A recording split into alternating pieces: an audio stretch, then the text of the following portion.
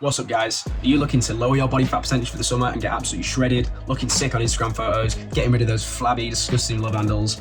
Well, this is the video for you guys. I've put a PowerPoint presentation together that's got everything in there, telling you how to lose weight and methods that you can actually implement to help you lose weight, the mathematics behind it so you can literally work out the exact amount of calories that you need to lose every day so you can look absolutely sick on your next holiday this summer. Keep in mind guys, these are just the things that work for me personally, but they're also backed by science. Watch the video, let me know if any of these things help you guys. Let's get straight into it. What's up guys, hope you're well. Yeah, another video where I'm doing a PowerPoint. It's a lot easier to edit, so I'm going to do them like this from now on. But yeah, in this one we're going to be looking at how to burn off fat whilst retaining muscle or most of your muscle mass.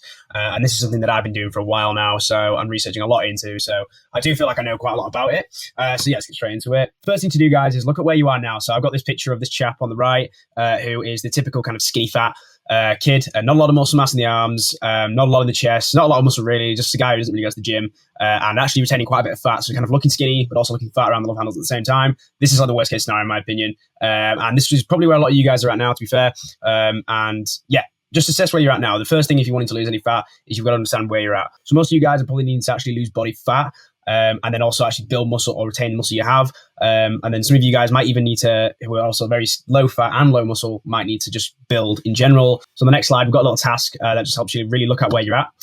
So you can see here this chart. I'll try and move this around so you can see, but we're going to look at what body fat percentage you've got. So look at this chart and then look at yourself as well and see which one of these is most likely to be the closest to you. So we've got 40% down here, 35%. Down here is sort of obesity level, and then 30%, 25%, 20% where I imagine a lot of people are at, 15% and 20%. This is where I imagine most people would be at. And then this is probably most people's goals, 10%, 8%, or maybe even 15%. These are like healthy body fats, but whereas the bottom row is quite unhealthy. So yeah, first exercise, which one of these here, which is the closest, and try and come up with a body fat percentage. Imagine most of you will be about 18 to 12% body fat. So find out what number you are and jot it down. Now we're going to do a bit of maths, not too complicated. So once you've got the body fat percentage and your body fat percentage that you think you are, I'm going to use the example of 20% here. You're going to take that percentage and you're going to weigh yourself, preferably in the morning when your body's dehydrated and you're not holding a lot of water. If you do it in the afternoon, it might show an inaccurate reading. So in the morning is better.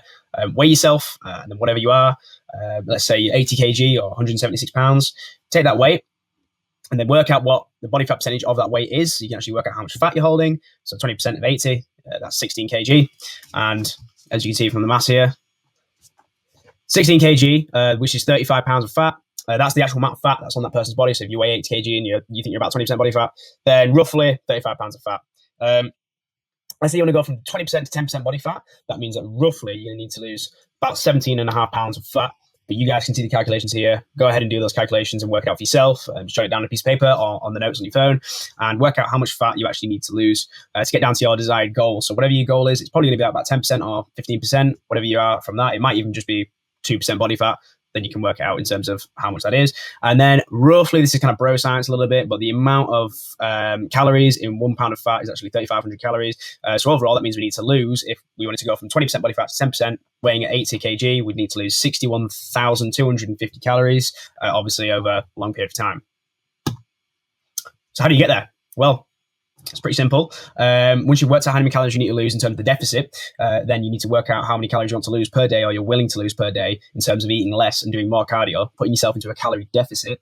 If you're willing to lose 200 or 300 calories, I'll put here as examples, then you can see 61,250 divided by 200. That means it'll take you 306 days to lose that much weight. Whereas in the other example here, I've said if you wanted to lose 300 calories a day, then it's going to take about 204 days. So it makes a huge difference. Even just 100 calories difference a day that you're losing consistently can take it down from 300 almost a year to go from 20% to 10%, which is all, by the way, is like remarkable in a year to go from 20% to 10% body fat. But then to be able to do it in 204 days, now that's suddenly becoming like 9 months, 8 months, whatever that works out to be. So you guys can see that this is actually quite doable.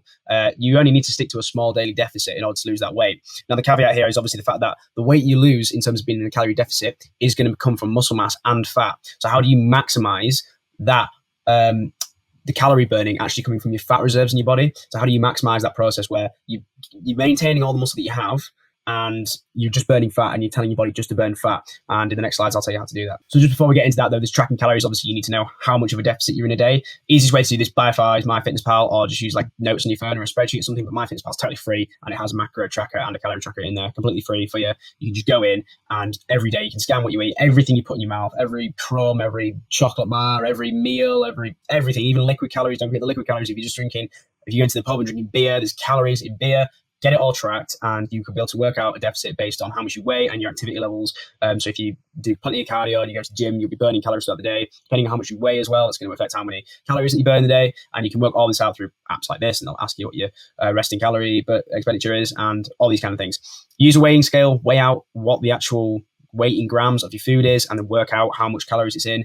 Bit of a pain in the ass, but it's doable. And if you're that driven, and you really want to get your weight down, and you really want to keep the fat off, and you want to stay lean, stay looking healthy, stay looking sick, then you need to do these things. You need to weigh your food, you need to track your macros. But you don't need to do this all the time. Once you've done this for a few months, and I've done this as well, you'll have a sort of an intuitive understanding of what calories in what. And if you eat pretty much the same thing every day, then once you know what the calories are in it once or twice, then you're going to be able to know what it's in all the time. You can just put it in. You don't have to weigh everything every time. You don't have to track the calories every time. You can just repeat the meals that you had the previous day. And then the last part is just don't worry about your macros too much. Just make sure you get your protein. Protein is the most important thing, and sugar is the most important thing to avoid. Protein is the best thing to have, obviously. Sugar is the thing you need to avoid. That's the most important thing. Don't worry about the rest of the macros too much to try and limit your fats. But yeah, just focus on protein and avoiding sugar. That's the main thing. Food, right, takes us on nicely to food. So you got high protein foods, obviously. You're looking for things like fish, chicken, lean red meat, so like lean beef, and lean pork, and not like steaks are fine, but in moderation, but obviously they're quite high in fat. So do try and keep it leaner. Avoid sugar. Sugar is the worst thing for you that you can have in your diet. It's horrendous. It literally makes you more hungry, and it is got actually like an addictive sort of factor to it. It is like an addictive substance essentially. So sugar is really bad. I've cut sugar out of my diet pretty much completely now, except for like healthy sugars from like fruits and stuff. But sugar, I'm talking about like donuts and stuff like that, and chocolate. Avoid it. Carbs are fine. Fats are generally fine as well. And then the main thing I put at the bottom here is just drink loads of water. I've done this where I used to be really bad with water and not drink a lot of it, but now I drink a shit ton of water. And the interesting thing about the human body is when you are low on water and dehydrated, your body will actually hold onto the water that you do have and store it in your body tissues and your muscle in order for conservation, in case you literally die of dehydration. Your body has all the water it has that it might need in the body as reserve to save your life. Whereas if you drink loads of water, then your body has way too much of it, more than it needs. Then you'll just piss out a lot of it, and your body's not going to worry about reserving loads of it in the body and adding additional weight to you for no reason. It will be more efficient, and you'll actually look leaner and more shredded and lower body fat percentage if you drink more water. So that's super important.